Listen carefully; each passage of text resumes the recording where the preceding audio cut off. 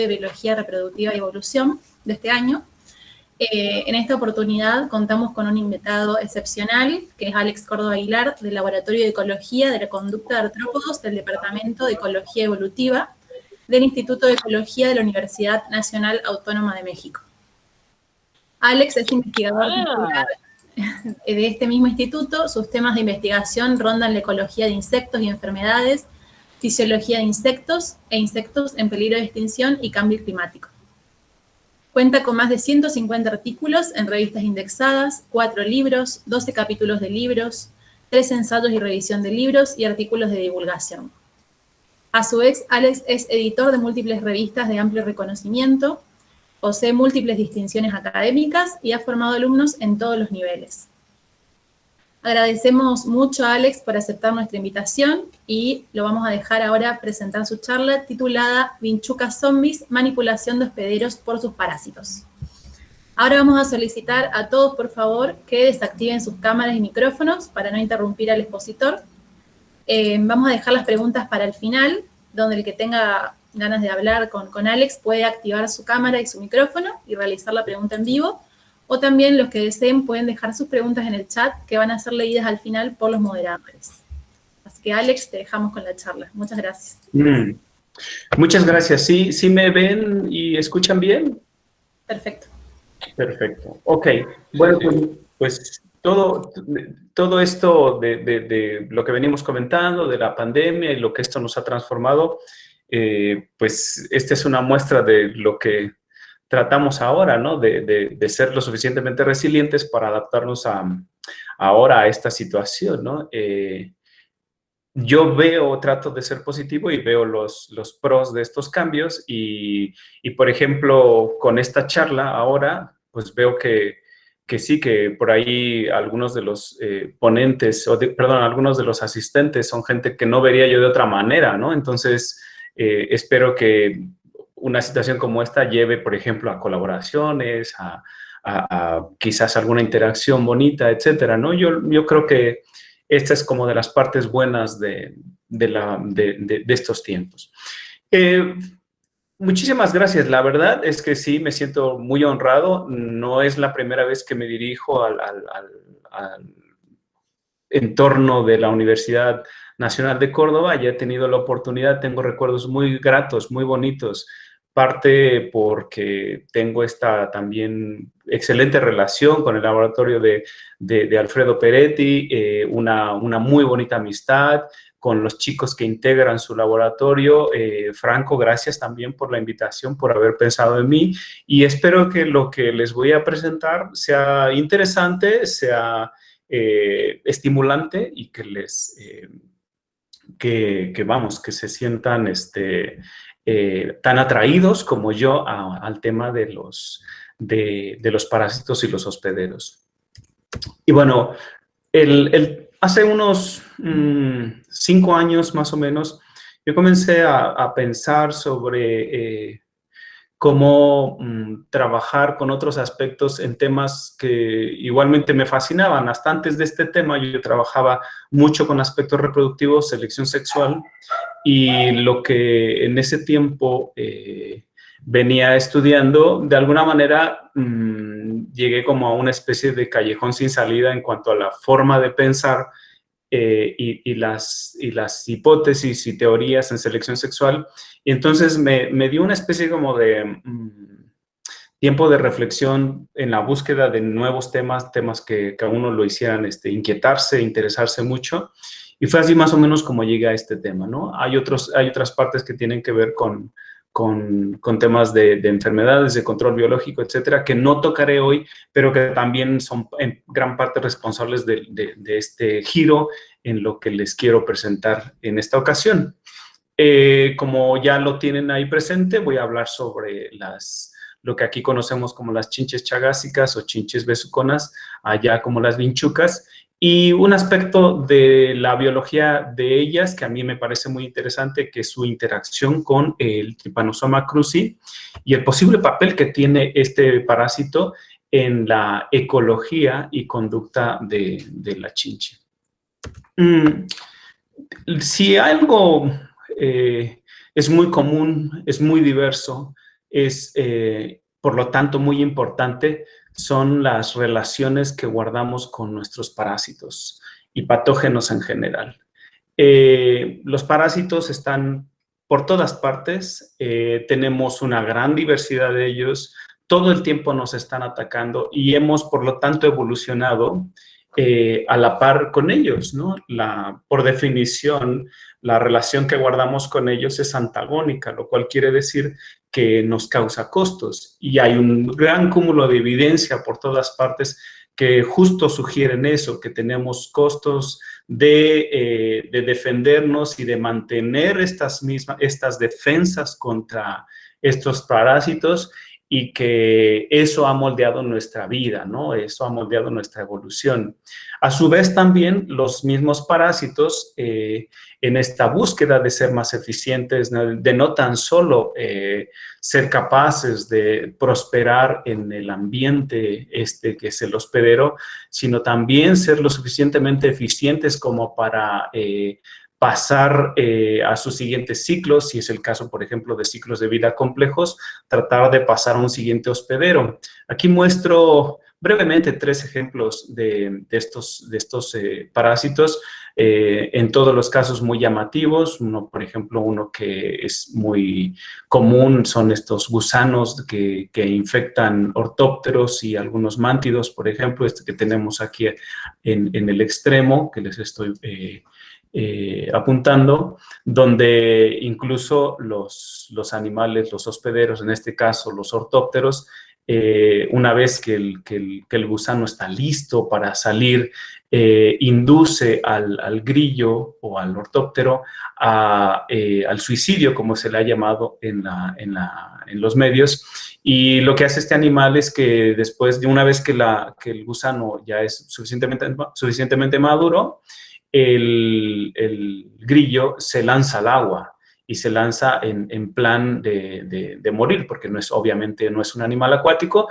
El gusano sensa que el animal está en el agua y es así como puede salir, abandona el cuerpo del ortóptero y finalmente lo deja, y es cuando el hospedero muere. Este tipo de relaciones, este tipo de situaciones donde el parásito puede manipular la vida, las decisiones de los hospederos, es algo que es súper interesante, y es algo que sobre todo se presenta en animales, en parásitos que necesitan pasar a un ambiente diferente, dígase como por ejemplo esta fase donde tiene que completar el gusano la parte de su vida en el agua o bien en otro hospedero, ¿no? Estos ciclos de vida complejos, donde requieres, por ejemplo, más de un hospedero, son justo el marco que te da a pensar en situaciones donde el parásito, quizás en esta manera de eficientizar mejor el paso al otro ambiente, va a tratar de manipular la vida de su hospedero para su favor, ¿no? De este tipo de ejemplos hay muchos en la vida, se han demostrado por ahí varios muy bonitos. Estos son solo algunos. Otro ejemplo que les quiero mostrar un poquito más en vivo es de estos caracoles zombies. Este es el caracol ámbar que le dicen. Este caracol ámbar tiene estos ojos o tentáculos fascinantes, que son estas protuberancias que parecen demasiado vívidas, demasiado llamativas. Estas protuberancias con esta serie de colores y como con esta punta más colorida, más oscura, en realidad es un helminto. Es un par de helmintos, uno de cada lado, y lo que hacen es moverse vigorosamente para atraer la atención en este caso, estos paserinos. Estos animales, estas aves, van y una vez que notan el movimiento de colores, la impresión de flashazos del animal, se comen justo esa parte de los ojos, digamos, de estas partes distales, y y dejan el resto del cuerpo. De hecho, el caracol de hecho, puede volver a regenerar estas partes y si llega a consumir las excretas del pájaro, que es donde está presente los huevos del parásito, va de nuevo a reiniciar el ciclo donde va a producir nuevamente estas protuberancias tan comunes, ¿no?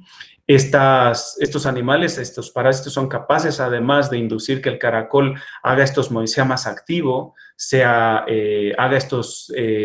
exponga más a la luz del día, porque en realidad son animales más bien nocturnos, y con eso hacer más favorable que pueda pasar al siguiente hospedero. Este es un caso muy fascinante, muy bonito de cómo esta manipulación tiene lugar. Y aquí les muestro el caso de ambos, tanto el organismo cuando está parasitado, una situación donde se puede ver claramente la presencia de los helmintos ahí en los extremos, y cuando no lo tiene. Y pueden notar no tan solo que tiene estos patrones de colores bastante llamativos, sino también más gordos, ¿no? Más pronunciados. Entonces, en términos generales, lo que nosotros admitimos que va a pasar es que si tenemos una relación en los hospederos y los parásitos en las cuales es una relación obviamente antagonista, entendemos que debe de haber entonces un efecto negativo en la adecuación por ambas partes. Este efecto en adecuación supondría una carrera antagonista donde los parásitos sobre todo van a tratar de entonces manipular la conducta o la ecología de sus hospederos justo para poder hacer más eficiente su paso al siguiente ambiente. Si es el caso de un ciclo de vida complejo, el paso a un siguiente hospedero. Esta conducta o esta manipulación de la conducta lo que hacen es justo, favorecen la tasa de infección. Una revisión relativamente reciente de Polan y Morey, y que a su vez sustentada en una revisión un poquito más anterior, seguía sugiriendo que tenemos una serie de sesgos taxonómicos en los casos donde justo se han estudiado esta posible manipulación. Muchos de los casos son asombrosamente anecdóticos, no están tan caracterizados, tan estudiados en profundidad, y por lo tanto carecemos de muchos estudios experimentales. Aún más para los que estamos trabajando con animales o situaciones de importancia médica o económica, existen relativamente pocos casos o poco énfasis en el estudio de justo este tipo de organismos que están vinculados con aspectos de salud humana, por ejemplo, o de agricultura, por citar algunos casos, ¿no? Con esto en la cabeza, nosotros en el laboratorio y junto con algunos colegas, tanto de la UNAM como de otras universidades, hemos venido estudiando una situación, obviamente nadie se lo esperaba, y bueno, pues seguimos. Yo les había hablado un poquito de la situación de eso, de las relaciones para este hospedero, y cómo estas situaciones pueden generar condiciones para que los parásitos puedan evolucionar tratando de manipular la ecología de sus hospederos para su propio beneficio, que básicamente es poder en aquellas situaciones donde requieren un ambiente nuevo o una situación diferente a la cual están expuestas, pero para completar su ciclo de vida, generar condiciones para que el hospedero pues haga este ambiente o promueve el ambiente favorable que están buscando los parásitos. Pero también no todos los parásitos finalmente ni logran esto ni lo tienen que hacer, ¿no? Es una cuestión que depende de algunas situaciones. Y lo digo y hago esta especie de pequeña discusión porque es algo a lo cual voy a regresar al final de la ponencia, donde si bien yo voy a tratar de proveer ejemplos de cómo esto puede pasar para un insecto y que es un vector en particular, no siempre tiene que ser esto para todos los casos. A mí me llamó mucho la atención tratar de poner a prueba estas ideas de manipulación de los hospederos por sus parásitos, usando un vector muy particular, que es el que toda Latinoamérica estamos familiarizados de alguna manera, que son el caso de las vinchucas o las chinches chagásicas y el parásito que ellas tristemente portan y que causan esta enfermedad, la que conocemos como la enfermedad de Chagas. Este parásito o esta relación entre el parásito y hospedero, la chinche, es una situación bastante interesante desde el punto de vista ecológico. Aquí tenemos, en el video pueden distinguir estas chinches como viven en ambientes, situaciones muy precarias donde la gente, que se caracterizan por situaciones donde la gente está muy expuesta a estos animales. Estos animales se ocultan, las chinches o las vinchucas se ocultan en oquedades, en pequeños espacios alrededor del domicilio o en el mismo domicilio, donde pueden de ahí utilizar para acercarse a la gente. Una primera pista que nosotros ahora sabemos que atrae las chinches son estas luces que ellas perciben a lo lejos en caso de que no estén cerca o que se estén desplazando a un nuevo sitio. Y son estas luces que caracterizan a los ambientes rurales, por ejemplo, al menos así es el caso aquí en México. Una vez que sensan este tipo de luz, este tipo de emisión con cierta longitud de onda muy particular, típico de las luces incandescentes, se orientan hacia allá. Y sin embargo, después de eso, ya que llegan a las viviendas, es que empiezan a desplazarse dentro de ellas con otra serie de pistas ambientales y llegan a donde está la gente, donde están las personas usualmente dormidas, y atacan ciertas zonas, tienden a preferir ciertas zonas del cuerpo e incluso ciertas edades de la gente, ¿no? Ahí empiezan insertan su aparato bucal y empiezan a tomar la sangre, empiezan a chupar sangre. Después de unos minutos defecan y como portan, en el caso de que portan el parásito el Trypanosoma cruzi, este tripanosoma sale expulsado a través de las heces y es que en ese momento deja de chupar la vinchuca, la persona tiene una reacción alérgica, la sensación de que algo le molesta, empieza a rascarse y es por esa herida donde se está rascando que penetran los parásitos al humano en este caso, ¿no? Así es como se ven al microscopio estos animales, estos parásitos, y esto es más o menos lo que nosotros conocemos por encima de la ocurrencia de la enfermedad de Chagas, ¿no? El ciclo de vida es relativamente complejo dentro de lo que los ciclos de vida complejos suponen, donde el humano aquí, si nuestra visión es solamente la parte médica, el humano forma una parte central de la relación entre el parásito y el hospedero, se desarrolla en el humano, a los pocos días que penetra el parásito, prolifera de forma abundante. Y es en esta etapa que le llaman aguda, donde de hecho puede haber tratamiento para que, pues eso, un tratamiento médico para remediar la infección.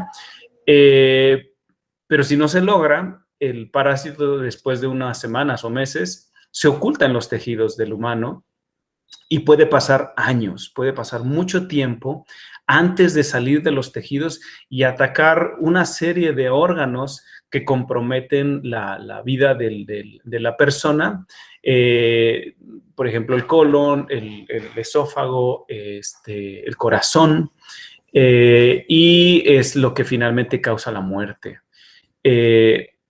Si la persona está infectada y sigue estando expuesta al ataque de otras vinchucas, pues estas otras vinchucas sin infección o incluso teniendo infección pueden de nuevo ser infectadas a su vez de la sangre infectada del humano y así completarse el ciclo. La enfermedad de Chagas es una enfermedad de estas que no son, usualmente en algunos países no ha tenido o no ha cobrado la importancia que uno esperaría. El número de casos por país, aquí lo muestro, dependiendo de la intensidad del color azul, pues pueden ver que hay algunos países donde es más aguda la cantidad de casos, es más alta, y tenemos las diferentes especies de chinches abajo que caracterizan más o menos los diferentes ambientes. Como pueden ver, son especies ampliamente distribuidas en el terreno latinoamericano esencialmente. Ahora ya hay casos muy abundantes en Estados Unidos, un poco por la invasión de algún par de especies a esa zona norteamericana, pero básicamente es un grupo de especies que se ha distribuido en la zona desde México hasta Sudamérica. Para mí y para los ecólogos es una situación muy importante, es una situación muy interesante lo que supone la enfermedad de Chagas, porque aparte que es una zoonosis y que es por lo tanto de importancia médica, supone varios retos interesantes, varios retos bonitos. En primer lugar, la gente que un poco permea la relación conectando a los diferentes actores, pues es en realidad el parásito. El parásito está presente tanto en los vectores como en los hospederos finales, y esos parásitos se mueven en estos ambientes, se mueven en un ambiente donde estos dos agentes, el vector y los mamíferos, están presentes. Para aquellas especies en las cuales ocurren en el ambiente doméstico, pues bueno, tienen a los mamíferos domésticos o que caracterizan más o menos los ambientes domésticos como los más importantes para completar esa segunda fase de su vida. Requieren esta primera fase, que sería la vinchuca, y finalmente los mamíferos. Por una situación interesante, este ciclo de vida complejo no incluye a las aves. Esto es algo que a mí me llamó mucho la atención. El parásito no replica en las aves, aunque... Y eso llama mucho la atención en el sentido de que las aves, en este caso, por ejemplo, las aves de corral, como son los patos o las gallinas, están presentes en las áreas en las áreas rurales.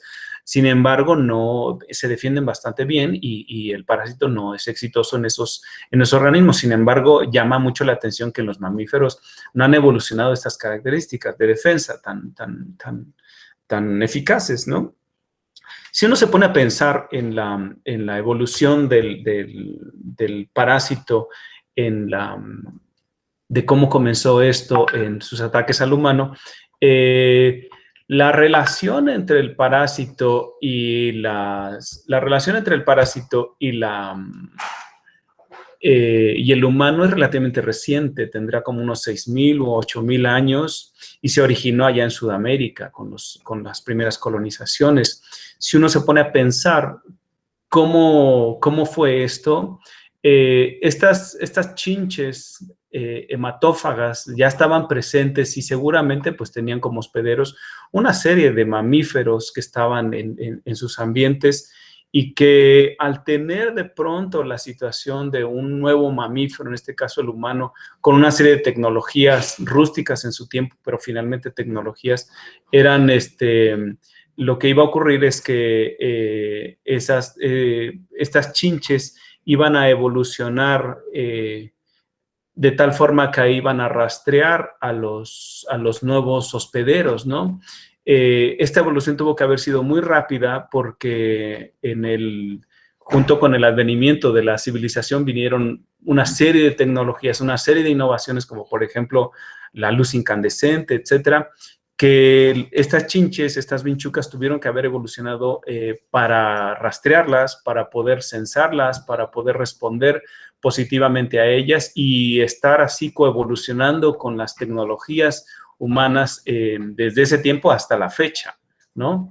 Esto para mí es una situación de evolución reciente, muy sorprendente, muy rápida, porque en muy poco tiempo estas chinches, lo que ahora sabemos, al menos de las especies que viven en ambientes domésticos, tienen sus sentidos, por ejemplo, bastante afinados a estas pistas que caracterizan las viviendas humanas y que, sin embargo, no hay muchos estudios sobre esta evolución tan rápida y lo que habría supuesto en la reorganización, por ejemplo, neuronal, ecológica, etcétera, de estos organismos, ¿no? Esta situación para mí me llama mucho la atención porque ofrece el marco justo de poner a prueba si existe manipulación en la relación entre el parásito y las vinchucas que le favorezcan llegar a los mamíferos. Antes de decirles los objetivos del seminario, lo que quiero es un poquito reflexionar en el contexto que se mueve esta charla también, que es esto de por qué nos deben de importar las enfermedades transmitidas por vectores. Bueno, es para todos cada vez más común que este tipo de enfermedades transmitidas por vectores son algo que nos aquejan cada vez más, ¿no? Una gran mayoría o una cantidad bastante alta de personas en el planeta está cada vez más sujeta a este tipo de riesgos.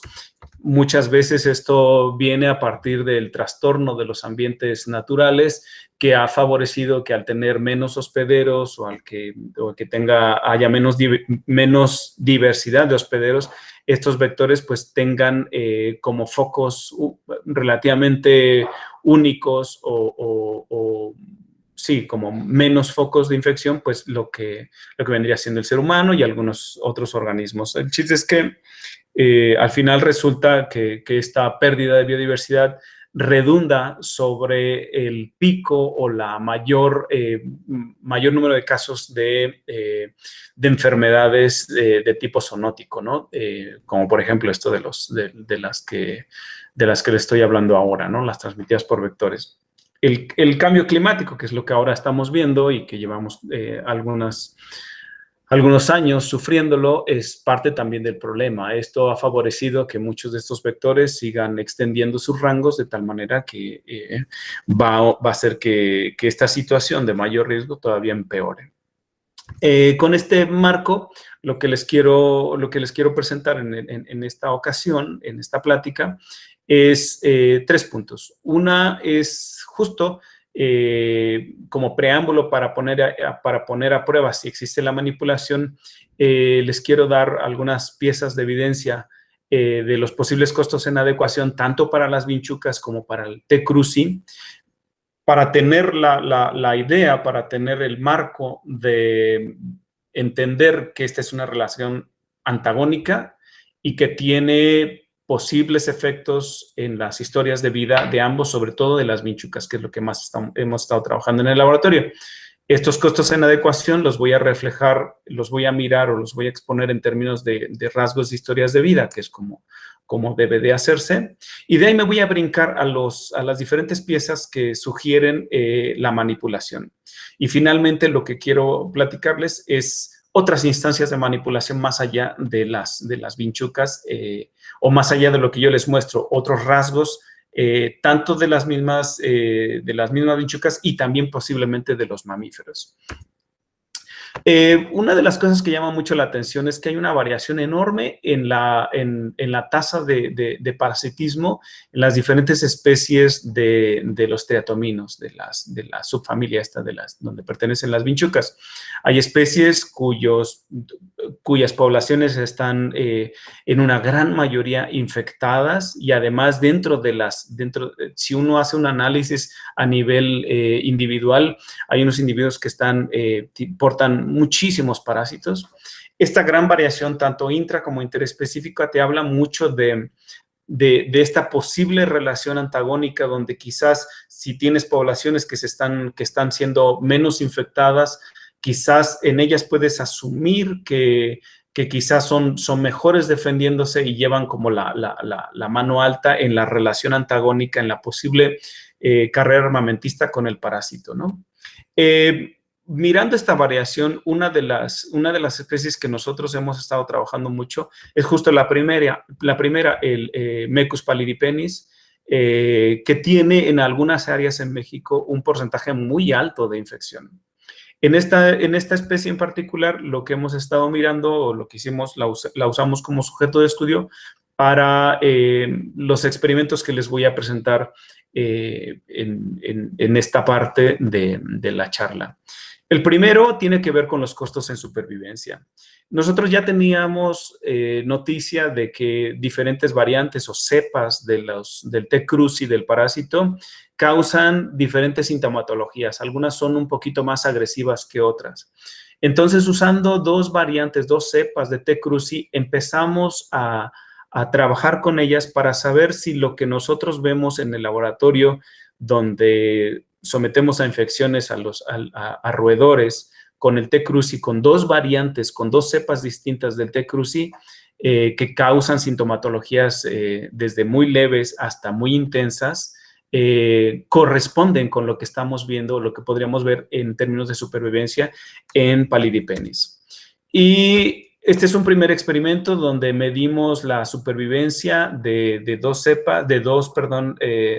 distintos organismos sometidos a infecciones de un aislado en la cepa Chilpancingo, que es una cepa muy agresiva en el roedor, seguido del aislado Morelos, una que es un poco menos agresiva, y el control.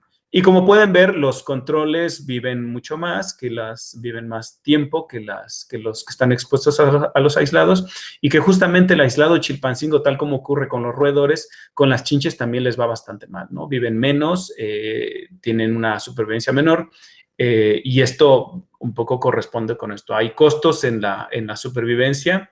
Y otra cosa interesante, cuando uno registra el tiempo de vida, ese tiempo, por muy afectado que esté, como sea, lo que encontramos son cosas muy interesantes. Si uno toma el tiempo de vida, voy a poner aquí el láser, si uno toma el tiempo de vida aquí en general, si bien los no infectados viven más que los infectados, la parte de vida como inmaduro y maduro son relativamente diferentes en cuanto a su duración en los dos grupos. En los grupos no infectados, o más bien en el grupo infectado, la parte madura no se ve, el tiempo de vida como maduro no se ve tan trastornada, tan recortada, sino todo lo contrario, parece que se ve aumentada si uno lo compara con la parte de los animales no infectados en la etapa esa madura. Mi interpretación, y que tenemos que hacer experimentos sobre esto, es que quizás le está dejando un tiempo de vida donde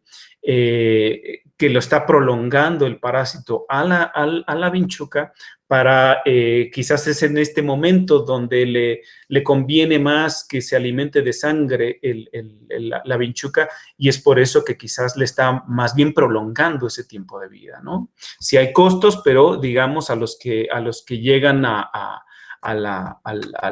periodo de madurez les prolonga un poquito esto, ¿no? Esto lo tenemos que poner a prueba en el laboratorio. Por otra parte, otro rasgo que también es importante en la medición esta de los costos son los rasgos de fecundidad. El experimento clásico, de nuevo, se infectaron con los diferentes aislados. Les recuerdo, el aislado Chilpancingo es el más agresivo. Curiosamente, no muestra diferencias con el grupo control, el grupo que no tiene infección, en el número de huevos puestos en un periodo de 4 semanas.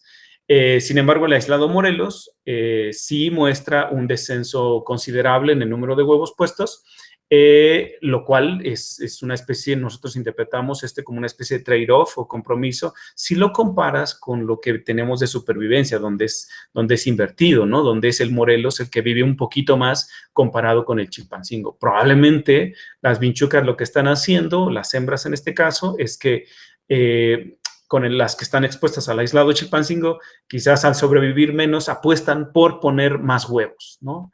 Probablemente esta reinversión o inversión terminal es lo que estaría explicando esta situación. Esta situación de los costos de las vinchucas, una vez expuestas a los parásitos, se pueden extrapolar a situaciones ecológicas de qué tanto estos animales ya en la naturaleza pueden prosperar, qué tan bien les va. Entonces, esta situación de ver si los organismos, por ejemplo, que portan los parásitos, que están infectados, ven comprometido su éxito en la naturaleza, se puede analizar a partir del nicho, a partir de analizar el nicho, utilizando registros de esta especie y otras especies en particular, otras 7 especies en el terreno nacional, en el terreno mexicano. Hicimos este ejercicio para ver aquellas especies de las cuales teníamos los registros de colecta en el territorio mexicano, analizando o teniendo en cuenta las que estaban parasitadas y las que no estaban parasitadas, los porcentajes que estaban parasitados dentro de cada una de estas especies, y examinamos el nicho, ¿no? Y lo que encontramos es que al hacer la diferencia, al hacer el análisis de qué tan amplio es el nicho ecológico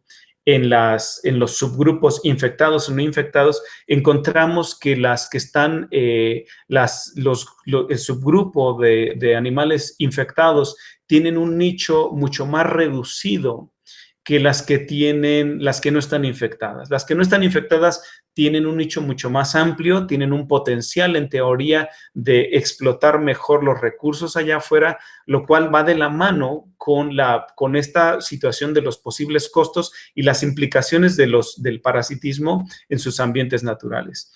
Esto lo publicamos hace poquito con unos colegas del CIMBESTAB y también de la universidad, de la UNAM, y con otros de la Universidad de Chiapas, donde encontramos que el nicho ecológico está comprometido en los triatominos que portan los parásitos. Esto, de nuevo, va a la situación de lo que les decía, los costos, ya las consecuencias allá afuera, ¿no? Sería interesante ver, por ejemplo, si este nicho de las que están comprometidas es en parte porque están ajustados al ambiente doméstico, al ambiente rural, donde no suponen problemas ambientales o de selección natural tan terribles como pueden ser las que están en ambientes menos domesticados.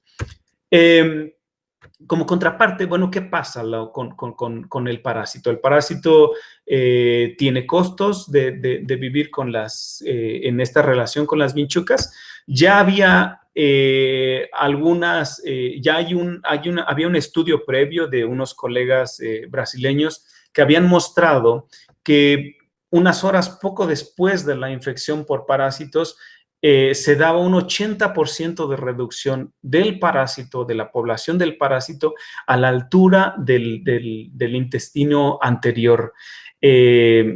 Quiere decir esto que sí, efectivamente, la vinchuca no es que no actúe de ninguna manera contra el parásito, todo lo contrario, parece que se defiende. Algunas otras pistas también sugieren que hay producción de respuestas inmunológicas en combinación con otros factores que harían este papel de atacar y reducir las poblaciones del parásito.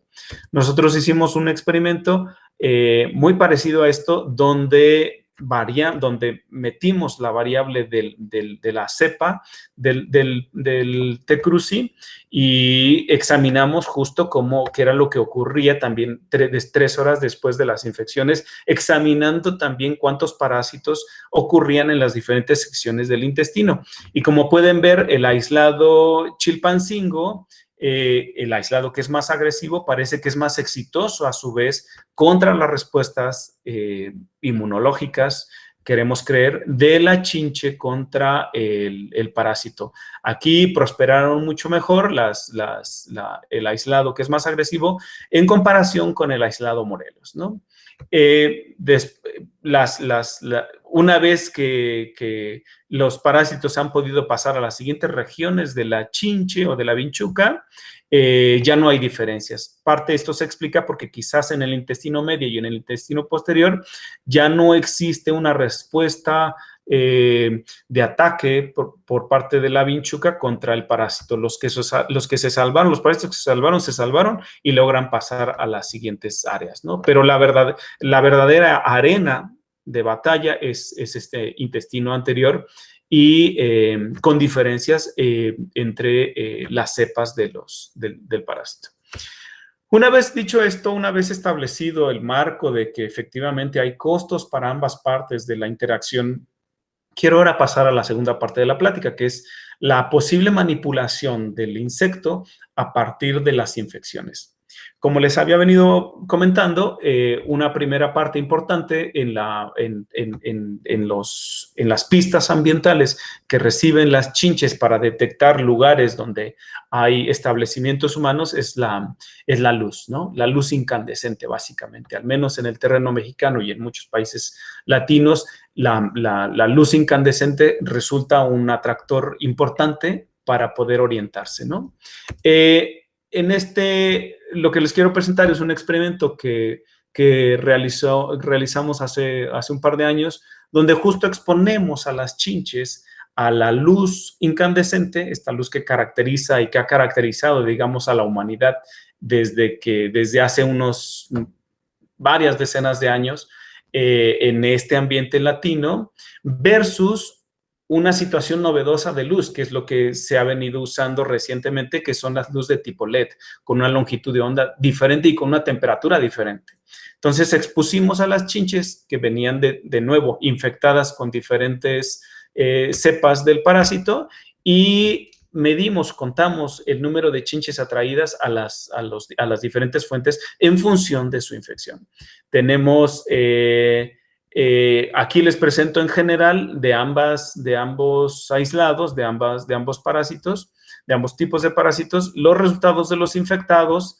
Los infectados justo son más atraídos que los no infectados cuando son expuestos a la luz incandescente, la luz amarilla, esta intensa, muy calórica. Sí, si bien sí son más atraídos en general estas chinches comparadas con las de LED, pero son sobre todo las que llevan el parásito dentro. No hay diferencias, no traje la gráfica, pero no hay diferencias con respecto a las cepas de los parásitos, son igualmente atraídas. Otra forma de ver los efectos en la manipulación la posible manipulación de la conducta de la vinchuca es con la actividad.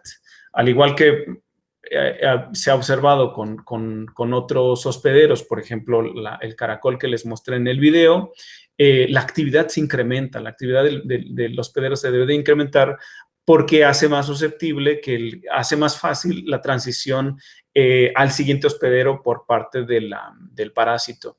Entonces, un primer experimento fue ver justo si los infectados, si las chinches infectadas son más móviles, se caminan más comparadas con las chinches que no están infectadas, las chinches control. Y aquí tenemos claramente las diferencias. Las chinches infectadas caminan bastante intenso, de hecho bastante rápido, recorren distancias más altas comparadas con las vinchucas control. Y cuando hacemos un experimento de si eso supone que además las que están infectadas son a su vez más atraídas a los olores que parecen de humano, hicimos una combinación de olores que simulan la piel humana. Efectivamente, las chinches infectadas que están aquí en la columna de la izquierda para mí, justo las infectadas son más orientadas tanto a los olores de tipo humano como los olores de los coespecíficos medidos tomados a partir de las heces de las vinchucas, comparadas con los grupos que vienen de chinches no infectadas. Entonces, efectivamente, no tan solo caminan más, se desplazan más, sino también son más atraídas a las fuentes de olor que caracterizan tanto sus fuentes de alimento, en este caso el tipo humano, como los coespecíficos, ¿no? Una pregunta importante que tiene que ver con la reflexión de por qué utilizan, por qué el T. cruzi vive en ambientes de tipo sangre de mamífero más que en la sangre de ave. es lo que nos llevó a la siguiente pregunta.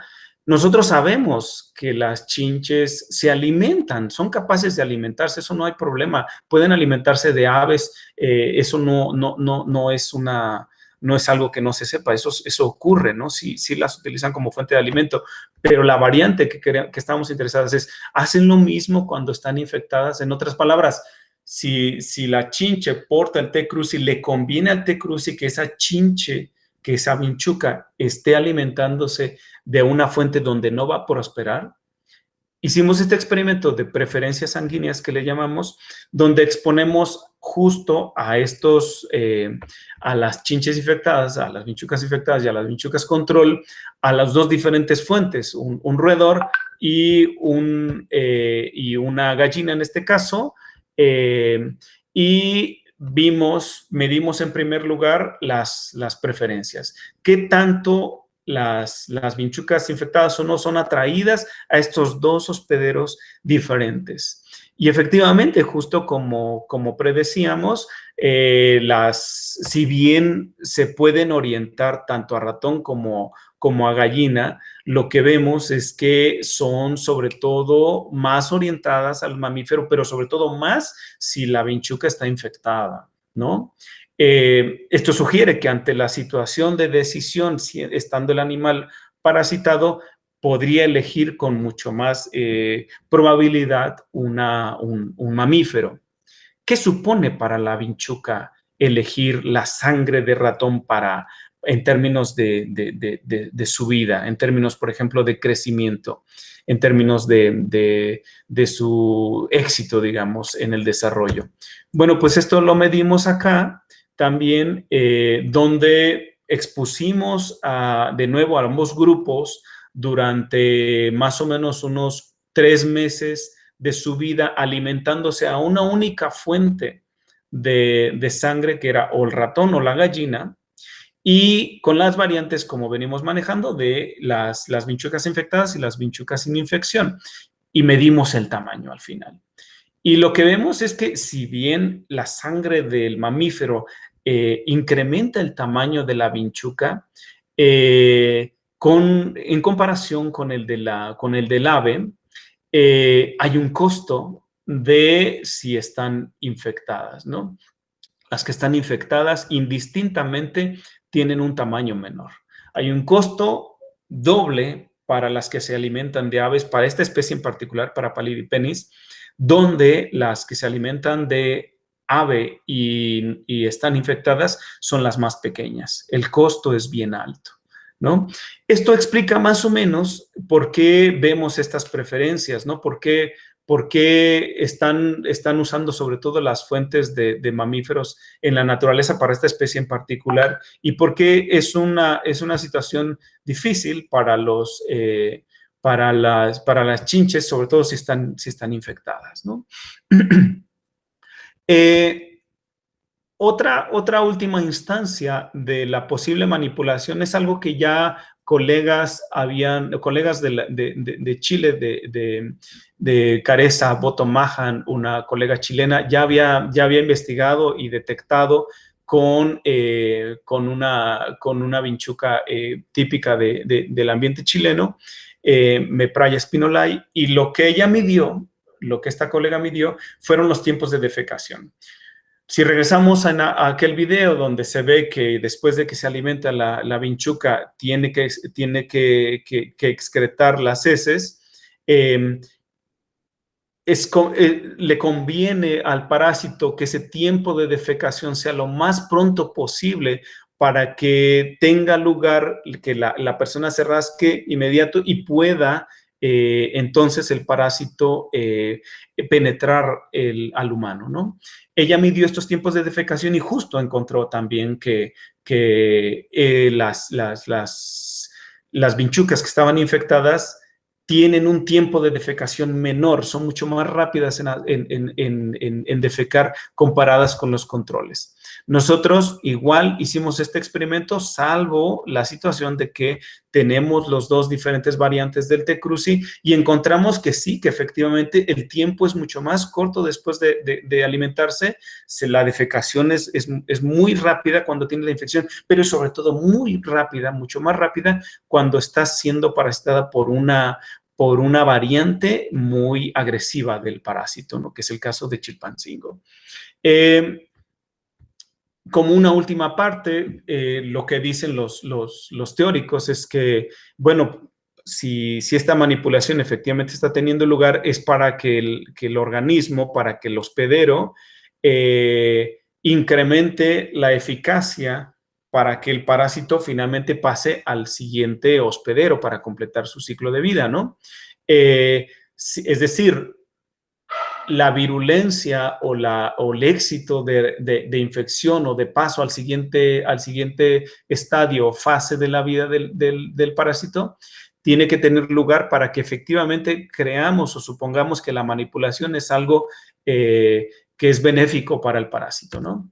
Nosotros medimos esto, de nuevo, usando estas dos variantes del parásito y contamos básicamente el número de parásitos que estaban dentro una vez que habían pasado de la chinche al mamífero, en este caso los roedores de laboratorio, y medimos la cantidad de parásitos resultantes en el roedor y efectivamente el roedor que ha sido infectado con la cepa más agresiva, en este caso Chilpancingo, resulta terminar con mucho más, con un número más alto de parásitos. No es la forma más limpia de medir el éxito y la virulencia, pero bueno, es una manera de acercarse a esta situación. Esto correspondería con que el éxito de la manipulación, en este caso mucho más intensa, mucho más efectiva por parte de Chilpancingo, redunda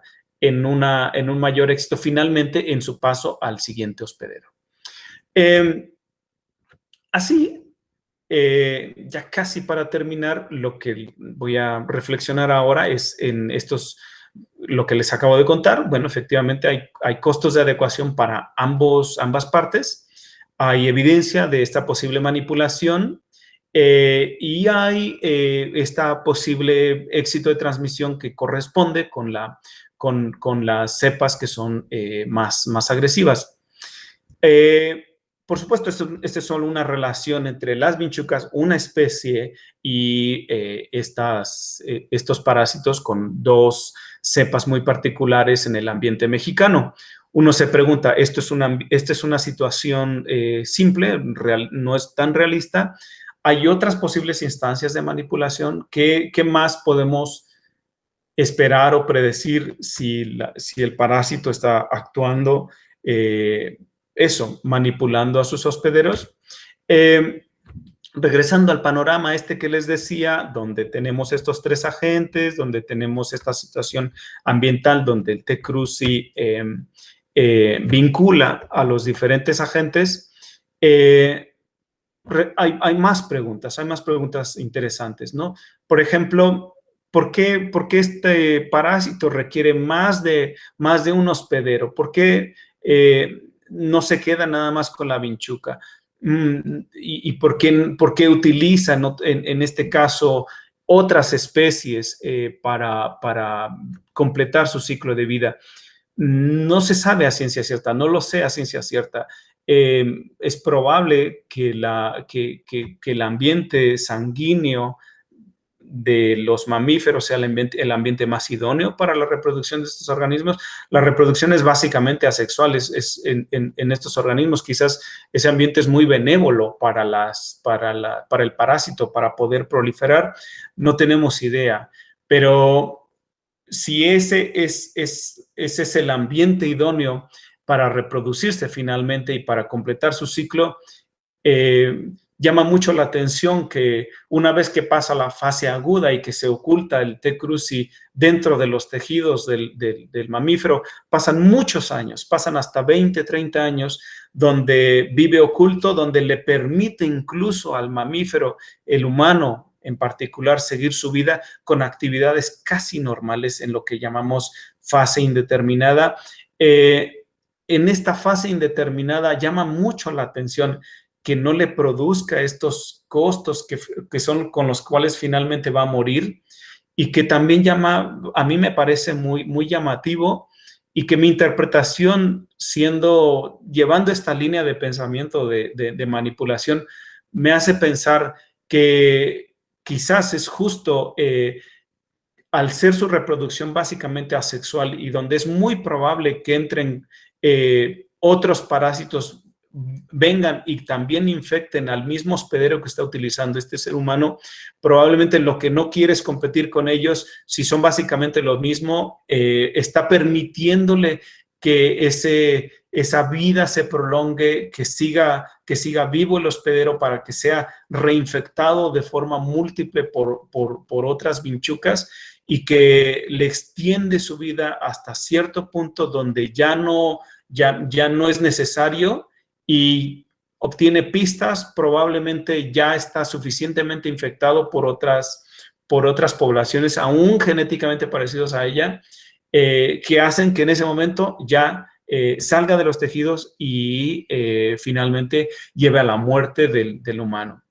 Hay otras pistas más allá de esto que también hemos estado pensando. Probablemente las infecciones con el T. cruzi promuevan una serie de rasgos conductuales, morfológicos, que le permitan hacer su vida más eficiente o más exitosa a la vinchuca. Por ejemplo, quizás estos grupos que ellos forman, donde se resguardan en estas oquedades, en estos espacios dentro o fuera de las viviendas, como ellas utilizan una serie de feromonas, una serie de compuestos, unos volátiles para atraerse y vivir en grupo, creemos que probablemente el T. cruzi pueda manipular esta característica para tratar de hacerlas más eficientes para detectar justo estos volátiles en el ambiente. Tenemos algunas pistas de que esto está pasando justo con esta especie. Parece que sí, efectivamente, se atraen mejor. Otro tipo de situaciones. Estas vinchucas tuvieron que cambiar su ambiente y básicamente dentro de los cambios cambiaron los depredadores a los cuales estaban expuestos, y quizás esto...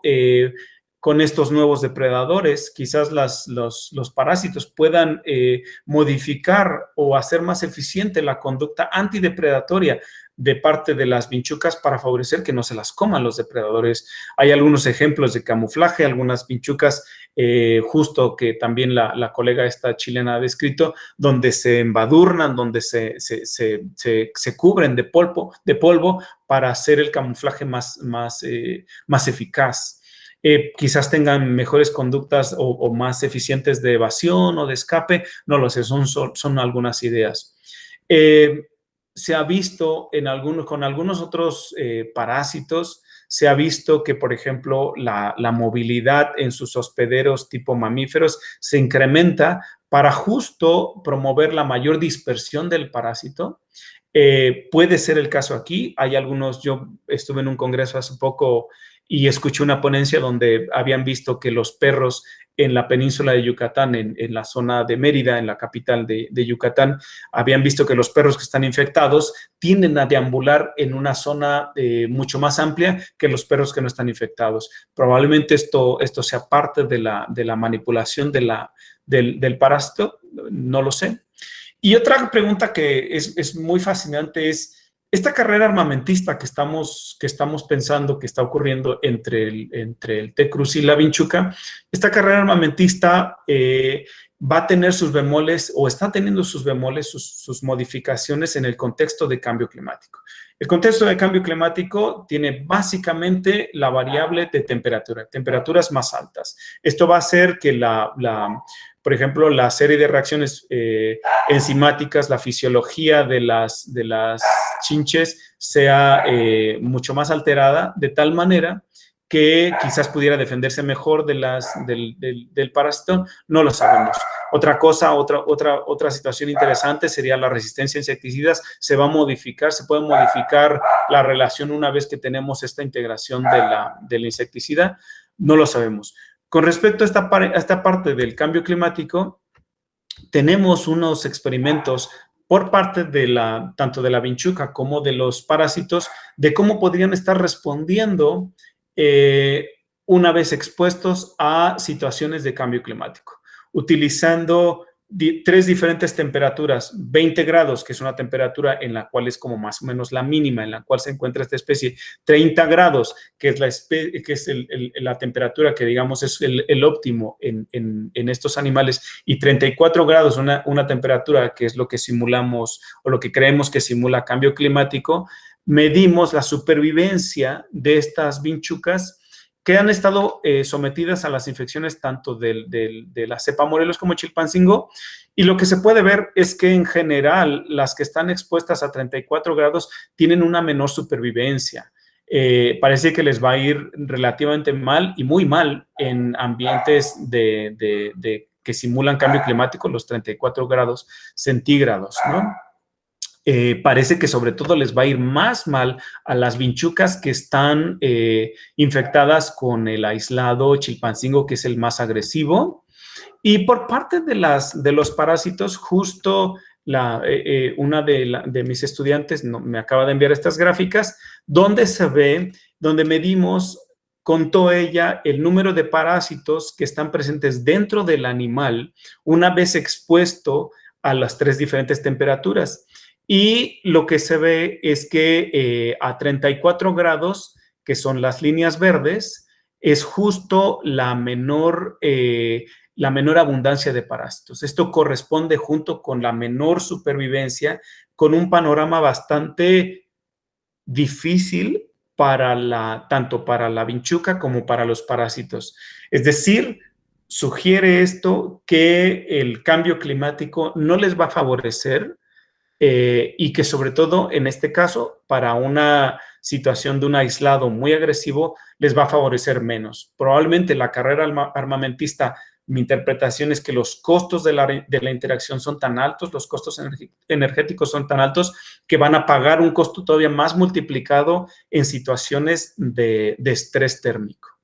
Y bueno, con esto termino mi intervención. Muchísimas gracias por la invitación y bienvenidas las preguntas, con todo gusto.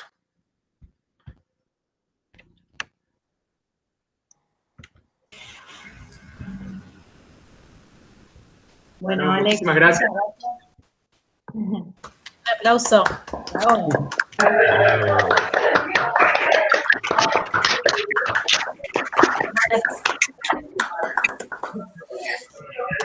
Súper interesante la charla y bueno, además sobrellevando los técnicos. Tengo ahí un par de preguntas, me parece. No sé si, Mari, ¿querés que la lea yo? Es como... Bueno, la idea ahora sería que los que tengan preguntas directamente activen sus cámaras y bueno, intervengan para hablar con Alex, así podemos generar un diálogo. En particular, yo, Alex, creo que algo dijiste sobre las feromonas, pero quería saber si los parásitos podrían influenciar algún comportamiento sexual en particular, si tienen alguna pista a nivel comportamental, si existe alguna evidencia o alguna sugerencia de esto. Sí, esa es una pregunta muy buena. Esa tiene que ver con algo bien fundamental en la relación, en las ideas de manipulación. La mayor parte de los ejemplos de manipulación de parásitos, de hospederos por sus parásitos, no existen o carecen de ejemplos donde justo exista manipulación de la reproducción. Hay muy poquitos ejemplos. Y eso ha llevado a mucha gente a tratar de explicar por qué, ¿no? ¿Por qué no comprometen la parte de la reproducción o la favorecen? Y parte es porque creen ellos que quizás los rasgos que tienen que ver con la reproducción y que los parásitos pudieran manipular comprometerían un aspecto de la vida del hospedero que quizás no le convenga al parásito. Si comprometen la reproducción de alguna manera, comprometen los recursos que tienen que ver con hacer más eficiente o menos eficiente la vida del hospedero, de tal forma que podría ser como un callejón sin salida para los parásitos, ¿no? Voy a poner un ejemplo. Imaginemos que manipula la parte de atracción de tal forma que solo buscaran a los que están parasitados, digamos, ¿no? En ese sentido, podría, si solo están buscando parasitados, lo que va a pasar es que ese éxito de esos organismos que portan el parásito va a ser reducido finalmente, de tal manera que su adecuación, al verse disminuida, sería una especie de colapso, no tan solo para el mismo hospedero, sino también para el parásito, ¿no? Entonces, ese callejón sin salida comprometería el éxito del mismo parásito. Y es por eso que la gente cree que no va por ahí, que encontremos ejemplos de manipulación a nivel, por ejemplo, sexual.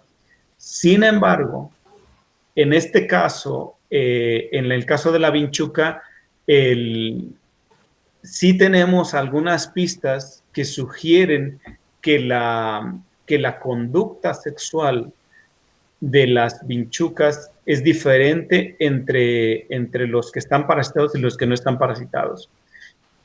Sí vemos, por ejemplo, que los machos están más a la búsqueda de hembras, los machos parasitados están más a la búsqueda de hembras, y queremos explicar por qué, queremos entender por qué, queremos saber si esto tiene que ver con esto que yo ya les había presentado de mayor movilidad, como parte del mismo paquete de estar infectado, estar moviendo todo el tiempo, o si tiene que ver con un aspecto adaptativo de ser más exitosos, ¿no?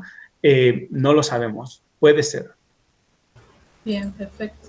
Claro, porque podría ser también que aumente, por ejemplo, la tasa de apareamiento de una manera que no ocurra este efecto de callejón sin salida que decís hasta cierto punto, ¿no? Como para aumentar la tasa de transmisión, pero que no tenga un correlato negativo con la vida del individuo o del parásito.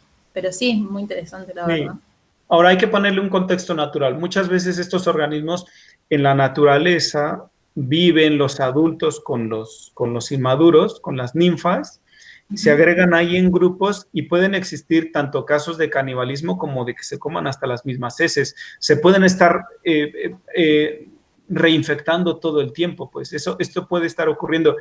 Y si le das este contexto de atracción y si eso está siendo manipulado por el parásito, quizás al parásito también le convenga que estén siendo atraídos a nuevos hospederos que no estén infectados, ¿no? Para que puedan estar teniendo otro puente para pasar a otras vinchucas, puede ser. Claro. Muchas gracias, Alex. Sí. Genial. Bueno, acá vamos a ver otra pregunta. Alfredo Peretti pregunta, Alex, si hay alguna asociación entre el parásito y los simbiontes intestinales de la vinchuca, si los afecta de algún modo. Sí, no, esa pregunta, ya mis colegas brasileños y sobre todo brasileños la han contestado muy bien. De hecho, sí, efectivamente hay una relación. Hay unos simbiontes cuya presencia o ausencia modifican el éxito del T. cruzi, tanto de que se fije como que se reproduzca dentro de la vinchuca, ¿no? Entonces, esto ha hecho que por ejemplo, tiene una serie de salidas muy bonitas, muy interesantes, tanto de cómo en esta interacción de la vinchuca con el parásito tienes este tercer grupo de agentes que estarían interviniendo a favor probablemente de la vinchuca para tratar de impedir que se quede, que sea exitoso el parásito ahí, ¿no? También tiene que ver con una serie de relaciones que ahora entendemos que están permeando toda la naturaleza, ¿no? De que los simbiontes juegan un papel mucho más amplio de lo que nosotros creemos. Sí, efectivamente, sí hay una relación. ¿Qué tanto esos simbiontes al final modifiquen la posible manipulación, no lo sabemos. Ese sería un paso súper interesante. Es decir, por ejemplo, infectar a las vinchucas y luego modificar las comunidades, por ejemplo, bacterianas a nivel intestinal y ver si eso tiene un efecto en mayor o menor eficiencia de la manipulación. Eso sería genial. Y eso se puede lograr, de hecho. Es un poco complicado, pero se puede comenzar a experimentar. Bien. Pero, Acá tenemos otra pregunta. Dice, respecto a lo mencionado sobre las feromonas, no sé si se respondió ya esto, ¿no? ¿Son feromonas de agrupación social o sexuales? ¿Tienen pistas de que tienen más capacidad de detectar estas feromonas o que las feromonas son más atractivas? No tenemos pistas, pero la buena noticia es que justo ahora nos aprobaron un proyecto hace un par de meses que trata de contestar eso, trata de contestar si son todas las, porque hay varias feromonas, ¿no? La de atracción, la de agregación y la sexual y la de alarma. Y estas feromonas pues juegan esas diferentes funciones y justo en el proyecto lo que queremos responder es si estas feromonas son más o menos activadas en el contexto de infección o no.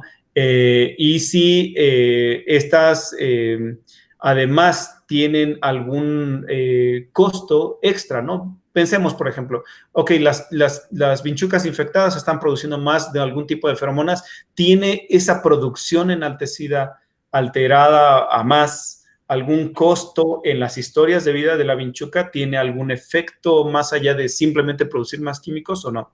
Entonces, por ahí va ese proyecto. Es un proyecto que justo nos afectó la pandemia ahora, pero tiene que comenzar con colegas en Estados Unidos en unos pocos meses y es medir la producción de los volátiles en estos contextos diferentes, infectados y no infectados, y ver si hay alteraciones y a su vez hay efectos en la manipulación, ¿no? Si encontramos movilidad, éxito de las vinchucas encontrando a sus conespecíficos, etcétera. Es una de las preguntas que tenemos por el siguiente año. Súper interesante ese proyecto. Franco, ¿tienes una pregunta más? Sí, acá hay otra pregunta, Alex, de Matías, y de paso le sumo una mía. Él dice, muy buena charla, Alex. ¿Hay algún estudio de campo donde compare la cantidad de vinchucas en lugares con luz LED versus luz común? Y yo le agrego, ¿tenés alguna idea de cuál es el mecanismo detrás de esta manipulación de atracción hacia la luz incandescente con respecto a la luz LED, ¿no? Ajá, sí, no, súper interesante. No hay una comparación, no hay un estudio que yo sepa, pero me puedo equivocar porque la literatura va a un ritmo publicándose que se le escapa a uno, pero hasta donde yo sé no hay, y en gran medida no hay porque pues las características de nuestros entornos rurales difícilmente le da a la gente como para comprar o abastecerse de luz de tipo LED, ¿no? Entonces, a la gente, por más que le recomiendes en todo caso que utilicen este tipo de alternativa de luz, son más caras, es difícil que puedan lograrlo y por lo tanto también que nosotros tengamos una evaluación de esto. A la pregunta que tiene que ver con los mecanismos, la fisiología, la anatomía, la morfología que está detrás de la detección de diferentes fuentes de luz, es un terreno fascinante. O sea, uno dice fácil, sí, bueno, son mucho más atraídas por la luz incandescente, pero el tipo de cambios a nivel neuronal que eso supone deben ser enormes, deben ser increíbles. Hay evidencia de que las especies que están domesticadas o que tienen un proceso de domesticación, como se le ha denominado, esas especies tienen números de sensilas presentes en las antenas diferente. Por ejemplo, tienen menos sensilas las de los ambientes urbanos que las que están en ambientes no urbanos. esas especies a nivel de comparación interespecífica sí se ven. Pero de nuevo, esta es una forma anatómicamente muy burda, muy simplista de ver el fenómeno fisiológico. En realidad es mucho más complicado que eso y estaría genial tener chicos que vinieran y que eso hicieran un análisis más neuronal de esto, de las respuestas a la luz y lo que habría supuesto en la evolución de estas diferentes especies, los cambios que hubo en las especies que se adaptaron a los ambientes humanos. Sí, es una pregunta muy bonita. Bien, acá sí, Ana Laura tiene otra pregunta, dice, ¿podría la infección con Trypanosoma cruzi afectar la movilidad, ya sea mediante el vuelo o por dislocarse caminando?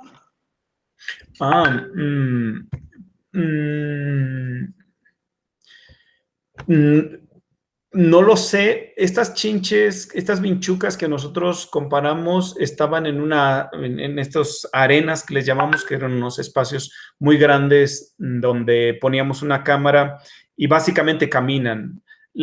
Recuerden que estos animales básicamente, más que volar, son relativamente débiles en su vuelo.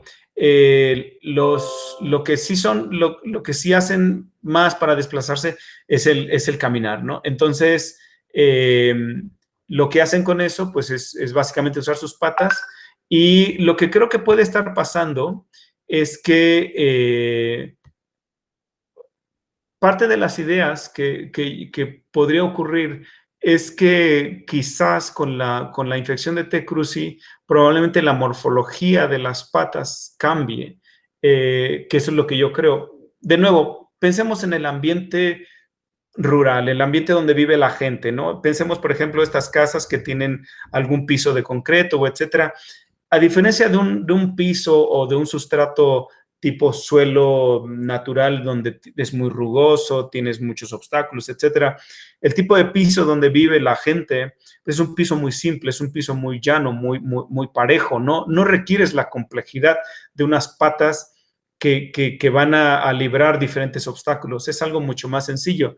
Entonces, como tal, probablemente con las infecciones, yo lo que creo puede pasar es que justo favorezcan un desarrollo de morfologías más adecuadas para este tipo de ambientes mucho más simples, ¿no? Entonces requieres quizás morfologías menos sofisticadas, menos complicadas.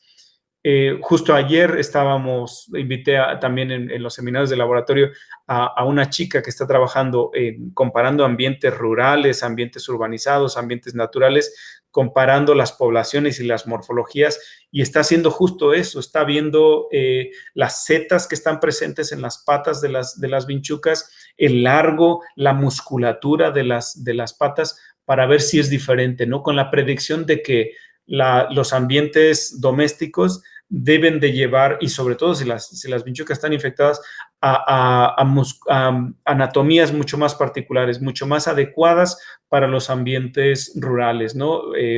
Mucho más para desplazarse, por ejemplo, ser muy buenas corriendo ahí, ser mucho más rápidas comparadas con vinchucas que no están infectadas y que no están expuestas a ese tipo de ambiente. Entonces, eso puede pasar. Eso creo que es lo que podríamos especular en ese sentido. Perfecto. Ana Laura, ¿quisieras hacer tu otra pregunta en vivo?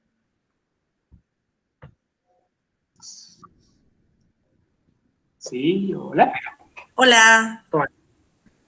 Bueno, muchísimas gracias por la exposición primero, y la verdad estoy re contenta de ver que en Córdoba, mi universidad, estén haciendo esta presentación, además justo hoy, que es el Día Nacional por una Argentina sin Chagas.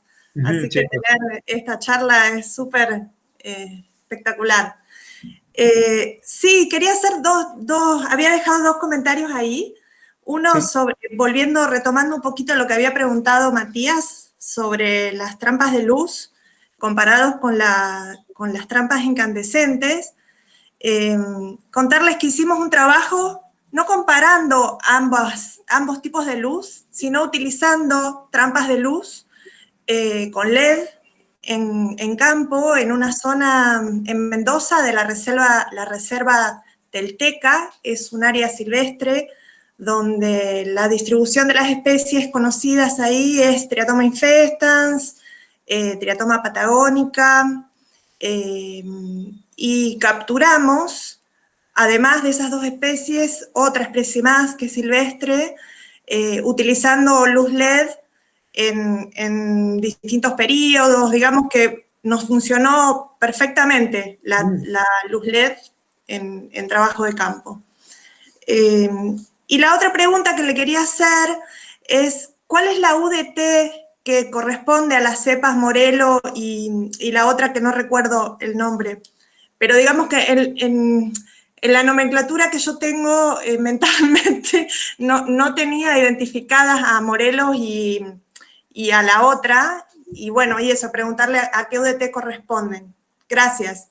Sí, sí, son de TC1 ambas. Entonces, ese son el grupo que las caracteriza.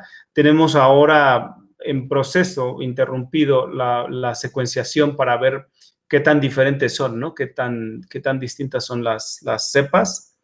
Y esto que mencionas de la luz LED, sí, digo, puede pasar. Aquí estos resultados que yo tengo son con una especie en particular, Palidipenis, ¿no?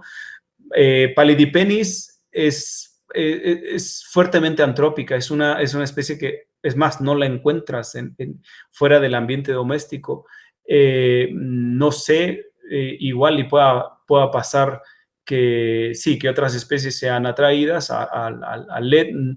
Sería genial hacer el experimento, más bien, como tú dices, ¿no? De comparar la eficiencia de ambos tipos de luz, incluso otros, ¿no? Para ver cuáles son los que atraen menos. Y si la idea finalmente es que las poblaciones humanas sean menos invadidas por las vinchucas, es justo sugerir cuál es el tipo de luz que es menos, que actúa menos atrayendo a las vinchucas.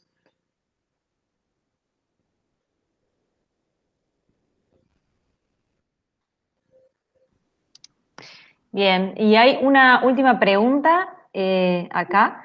Alejandra pregunta si han realizado estudios sobre el éxito reproductivo de las vinchucas en función de la carga parasitaria. Creo que esa es la que respondiste primero, ¿o? No, creo que no. Ok, bien. No hay estudios de éxito reproductivo. Éxito reproductivo es como esta gran área o forma de llamarle a que, pues, qué tan exitoso es un organismo dando lugar a hijos, a la siguiente generación, ¿no? Sensu estricto éxito reproductivo, como el número de descendientes exitosos a la siguiente generación, no tenemos, ¿no? Tenemos los proxies, que es, por ejemplo, esto del número de huevos que producen, etcétera. Pero a ciencia cierta, por ejemplo, tener una población de vinchucas y ver, por ejemplo, tener subgrupos, ¿no? El infectado y el no infectado, y dejar que la evolución tenga lugar y ver finalmente quiénes son más exitosos de ambos grupos, no se ha hecho. Y de nuevo, digamos, es de las cosas hasta fundamentales por responder, ¿no? En experimentos, en áreas de este tipo, ¿no? Pero además es de las cosas que justo en las revisiones de la literatura sobre manipulación de hospederos por parásitos, es de las cosas que hacen falta. O sea, hay el 80% para empezar de los casos de manipulación son más bien anecdóticos. La gente dice, yo veo que este parásito tiene la forma de la lengua o del ojo o de la pata o de etcétera del hospedero, y esto quizás es porque lo está manipulando, ¿no? El segundo gran grupo de estudios ya son estudios un poquito más finos, pero son más observacionales que experimentales. Y de todos esos, de las cosas que faltan por trabajar, es justo ver el éxito reproductivo de los individuos infectados producto de manipulación o que sufren manipulación tienen menor éxito reproductivo o no. Una situación, por ejemplo, el caso de los caracoles que les mostré en el video. Esos caracoles, en realidad, su éxito reproductivo, que no se ha estimado, pero el éxito reproductivo de los infectados es relativamente más bajo que el de los no infectados, pero no es cero, porque las aves, la gran mayoría de los caracoles infectados sobreviven al ataque de las aves, porque las aves se comen sobre todo donde están los parásitos, acá en las protuberancias de la cabeza. El animal sigue vivo, ¿sí? Entonces, pero no hay un estudio que te diga de éxito reproductivo. Y tiene mucho sentido contestar esta pregunta porque si el éxito reproductivo es cero, es también un callejón sin salida para el parásito, porque se va a perder finalmente, va a mandar a la extinción a este hospedero. Entonces, es una pregunta bien fundamental, porque en esto tú debes de manipular y le va a costar al hospedero lidiar con el parásito. Pero de nuevo, los modelos teóricos dicen, debes de manipularlo, pero no debes de matarlo, porque si no, tú te vas a la extinción. Y esa es una de las cosas fundamentales en la relación parásito-hospedero. No puede ser un callejón sin salida, porque entonces ya hay problemas para la viabilidad de los parásitos. Gracias. Perfecto. Acá hay otra. Catarina Macedo López, ¿querés hacer tu pregunta en vivo o preferís que lea? No, como quiera, en vivo está bien. Catarina. Hola, buenas tardes. Não hablo muy bien. Gostaria de saber se com diferente, se há uma infecção mista em Lavichuca, se tem estudos com alteração de comportamento. Creo que no entendí muy bien. Si me... Preguntar, Alex, es si cómo es el comportamiento de la vinchuca con la infección de diferentes cepas. ¿O al mismo tiempo? No lo especificó en la pregunta. Al mismo tiempo, en la vinchuca, tanto la TC1 como TC2. ¿Con TC1 y con TC2? Sí. O no lo sé. ¿Cuál es tu nombre? Es Catarina. Catarina, no lo sé. De hecho, la pregunta es fascinante porque todas estas cepas, todas estas variantes del parásito tienen diferentes efectos, ¿no? Tienen diferentes efectos sobre la vinchuca y sobre los mamíferos. Y en primer lugar, si son grupos genéticamente diferentes de los parásitos, van a entrar en competencia. Es muy probable que entren en competencia dentro de la vinchuca. ¿Cómo eso puede afectar la manipulación? No lo sabemos. Los estudios, y aún así sí sabemos, hay estudios de vinchucas que se les han extraído más de un tipo, más de una variante de los parásitos, pero no tenemos claro los efectos que eso tiene para la vinchuca de ser infectado por más de un tipo.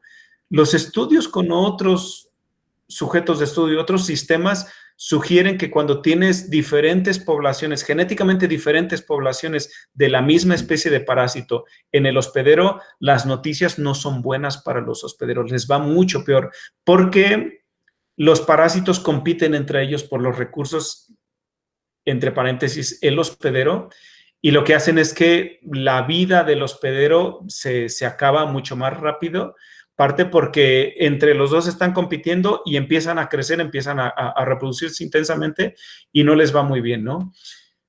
Tu pregunta, ya en el contexto de las vinchucas, yo que tenga idea, probablemente no sé si, aunque sí hay estudios donde las han sometido a infecciones con grupos diferentes, pero no tengo claro ahora si se han medido los efectos y, por supuesto, cuáles son las consecuencias para las vinchucas cuando tienes estas cosas. Y es importante porque también desde la perspectiva de la perspectiva médica y la perspectiva epidemiológica, es una forma de ver cuáles son los grupos o las variantes de T. cruzi que están siendo más exitosas en el territorio, en el ambiente, ¿no? Porque si puedes ver que algunas están siendo más exitosas dentro del hospedero, predices que son las que finalmente van a colonizar estos nichos y son de las que más se va a enfermar la gente, ¿no? En ese sentido, yo creo que deberíamos de hacer mucho más estudios, por ejemplo, muestreando diferentes especies, diferentes poblaciones, viendo qué cepas están presentes, qué variantes están presentes y cuáles están siendo más exitosas. Eso junto con los experimentos en el laboratorio sometiendo a estas coinfecciones de las vinchucas a estas diferentes variantes y ver su éxito y también la posible manipulación. Mi predicción es que con diferentes variantes les va a ir muy mal a las vinchucas y la manipulación, quién sabe si tenga lugar o no sea tan efectiva.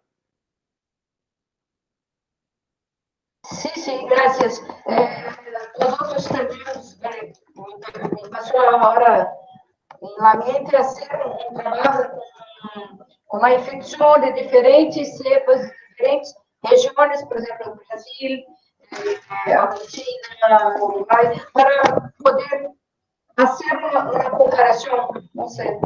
Sí, me encantaría, Catarina. Voy a anotar por aquí mi correo en el chat. Sí.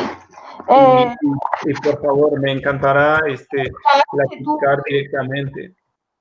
Tu trabajo, tu paper, tú me enviaste la cosa de 2 días atrás que los solicité. Oh, ya recuerdo. Ok. Sí. Está mi correo ahí. Me encantaría platicar más sobre este tema. Sí, gracias. Bien, y ahora sí creo que queda la última pregunta. ¿Hay alguna relación entre la edad del hospedador y el tiempo en que el parásito permanece en los tejidos antes de la muerte de ese hospedador? Por ejemplo, en el humano.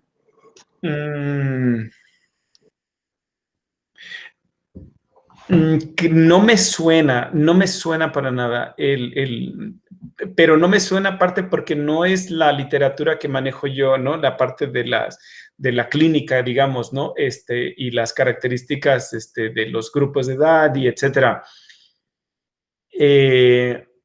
Probablemente esté equivocado al decir que no se ha relacionado. Sé por dónde vas, Matías. Sé que esto tiene que ver con el tiempo como generar un tiempo en el cual el parásito tiene este margen para dejar vivo a su hospedero, al humano. Después de ese tiempo pasa un umbral y ya no le es efectivo y dice, bueno, ya, hasta aquí. Y a salir, explotar y morir. Estaría genial verlo, porque los datos sí existen. Los datos son más o menos borrosos en el momento de la infección, porque raramente alguien llega y hay muy pocos datos de que la gente tenga un diagnóstico justo poco después de haber sido infectado. Pero hay pocos datos. De pronto, si hay algunas, si lo amplías, por ejemplo, a nivel más allá de una simple clínica o un hospital, sino que tienes diferentes países para la búsqueda de esa base de datos, probablemente ahí sí tengas un abanico más grande de la base de datos y tengas ya unos cientos de casos donde podría hacerse eso, a ver si hay una ventana de tiempo que te diga que en función de la edad y las expectativas de vida, el parásito va a actuar. Pensemos así, pensemos que hay un umbral de tiempo y de edad donde al parásito le conviene que su hospedero siga vivo y que siga siendo reinfectado, ¿no? Entonces, quizás ese margen de edad, yo diría la juventud, que es cuando la persona es más activa, es el periodo que le conviene al parásito que el hospedero siga vivo. Si la infección empieza muy antes, por ejemplo, en la niñez, no va a morir esa persona, no debería morir antes de que ocurra la juventud, tiene que pasar mucho más tiempo, tiene que llegar a los 30, 40 años. Pero si la infección ocurre a los 20, 30 años, entonces no hay necesidad de aumentar tanto la vida de la persona, porque quizás ya no es un buen hospedero para que se siga reinfectando y siendo colonizado por clonas muy parecidas genéticamente a ti. Entonces, sí, tiene mucho sentido. Es una pregunta que tiene que ver con la siguiente fase, la fase de manipulación del humano. Y podría verse incluso tratando de hacer alguna analogía con modelos murinos en el laboratorio, con los ratones. Podría tratarse de contestar por ahí con un experimento ya más fino, ¿no? Donde sí controlas la edad, sí controlas la tasa de infección, sí controlas incluso poniendo reinfecciones probablemente. Eso se podría hacer. Ese es un experimento muy lindo.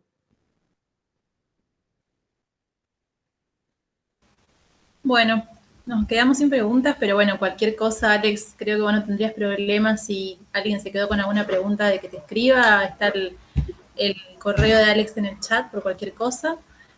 Muchísimas gracias por participar, a todos los asistentes por interesarse y por volver a entrar luego al chat, al link de la segunda reunión. Muchas gracias, un aplauso. Gracias. Gracias. Bueno, tendremos... Bravo.